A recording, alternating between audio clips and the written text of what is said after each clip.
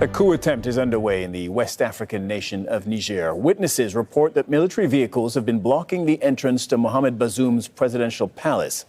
The president says members of the Presidential Guard are holding him inside the palace. Our economic and security partnership with Niger, which is significant, hundreds of millions of dollars, depends on the continuation of the democratic governance and constitutional order. Nous, forces de défense et de sécurité, réunis au sein du Conseil national pour la sauvegarde de la patrie, CNSP, avons décidé de mettre fin au régime que vous connaissez. Cela fait suite à la dégradation continue de la situation sécuritaire, la mauvaise gouvernance économique et sociale. Les frontières terrestres et aériennes sont fermées jusqu'à la stabilisation.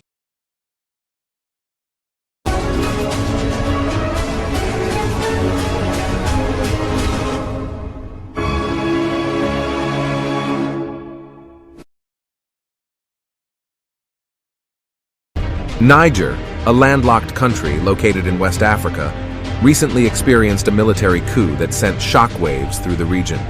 This event has significant implications not only for the people of Niger, but also for the West. The coup, carried out by a group of military officers, resulted in the overthrow of the government. An announcement by a colonel was broadcast on national TV. The military group declared they had put the country in lockdown, shutting its borders, imposing a nationwide curfew, and suspending political party activity. Beyond its borders, political upheaval has marred the Sahel region. But why is the West worried? The mainstream media is not talking about this, and they're not giving the whole story. They're just giving half-baked story. Here is why. 1. As a Western-aligned democracy on the ground, Niger seem increasingly anti-Francophone and drawn to Russia as reflected by the incremental presence of Russia's Wagner. France is losing its influence in the region to Russia, making them worried. 2. Niger is 7th biggest producer of uranium, and one of the main exporters of the substance to Europe, and France is their largest client. France uses uranium for electricity production, but France is already suffering due to the Ukraine war and from the bombing of the Nord Stream pipeline, which was allegedly blown up by America. 3. For decades, Paris has maintained a prominent presence in many African nations stemming from its colonial history in the continent, a relationship known as Francafrique. Francafrique has often been criticized for perpetuating neo-colonial practices. For example, few things have sparked more controversy than the Central African franc, or CFA, a currency which is used by 14 nations in West and Central Africa, including Niger.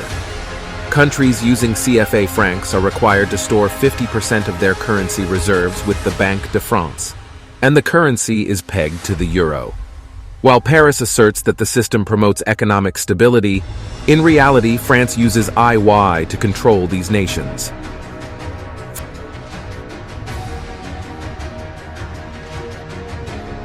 4. US/Russia battle for influence. The US has been in antagonistic relationship with Russia since the Cold War. They have been fighting over influence and dominance around the globe. Russia will use its military, i.e. Wagner Group capacity, to flash out the US since France and US both have military bases in the country. The US will in turn use its financial capacity, and this is war that the US cannot afford to lose. 5. Ukraine. War disaster. The US and NATO are already struggling against Russia in the Ukraine war, having already spent billions of dollars and military personnel. This makes things difficult for the West since they cannot fight two wars at once. 6. A $13 billion project to build a gas pipeline connecting giant gas fields in Nigeria to Europe is threatened by the recent coup d'etat in Niger. The U.S. has invested $13 billion in this project, which pits the U.S. in a difficult position, and the media is not talking about this. It was meant to be an alternative to the Nord Stream.